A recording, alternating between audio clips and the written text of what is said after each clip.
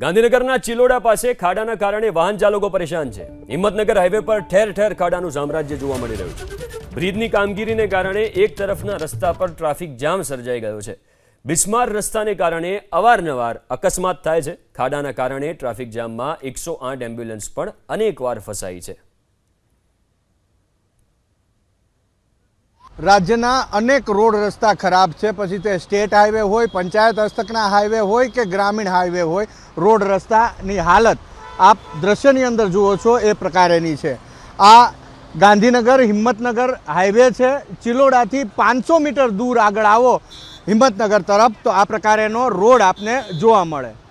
પુલનું કામ ચાલી રહ્યું છે, પરંતુ બંને બાજુ રોડ ખરાબ છે, હાઈવે ખરાબ છે। એના કારણે જે પુલ હજી બન્યો નથી એના ઉપરથી પણ લોકો પસાર થવા માટે મજબૂર બન્યા છે અને આ મજબૂરી જીવલેણ સાબિત થઈ રહી છે। મોટી સિહોલી ગામ છે।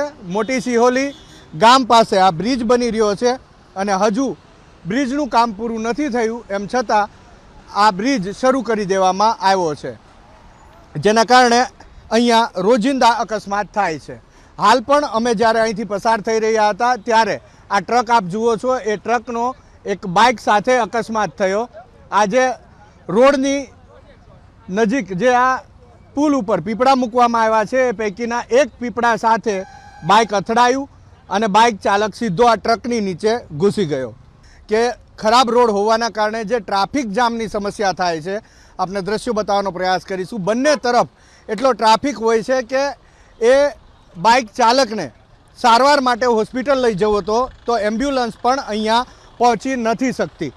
એ એમ્બ્યુલન્સને પણ અહીંયા પહોંચવા માટે ખાસી જહેમત કરવી પડી।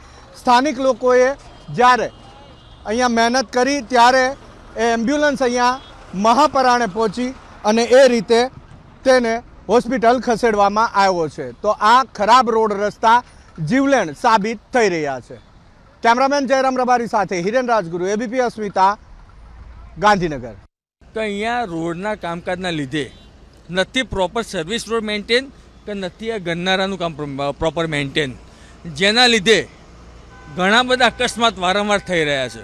આજે બી અહીંયા બી આ ટ્રકવાળાનો માંડ બિચારાનો જીવ બચ્યો છે કે નહીં બચ્યો હોય અમને કંઈ ખબર નથી। અત્યારે હાલ 108 બોલાવી અને એને અમે મોકલ્યો સિવિલ હોસ્પિટલ।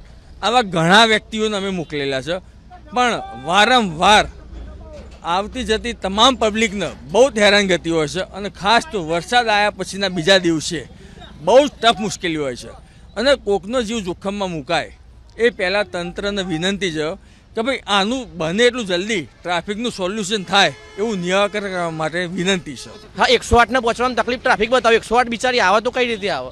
તંત્રની બેદરકારી તો કહેવાય। ખાડા બાડા બુર્યા વગર બાઇકવાળા જાય તો કઈ રીતે જાય? હવે લપસી જાય, નીચે લપસીને પડે, ભોડું ફૂટી જાય, હેમરેજ થઈ જાય, શું કરવું? એ થોડું પ્રોપર ધ્યાન દોરે સરકાર। બાઇકવાળા તો 30 થી 40 એકી ઝાટકા પડી ગયા, ત્યાં જઈને તમે પૂછો ખાલી એકવાર, પડી જાય, સ્લીપ ખાઈ જાય, પછી ઊભા કરવા કોઈ જોવા તો આવતું નહીં। જાતે અમે બધા આજુબાજુવાળા એમને ઊભા કરીને હેલ્પ કરીએ છીએ।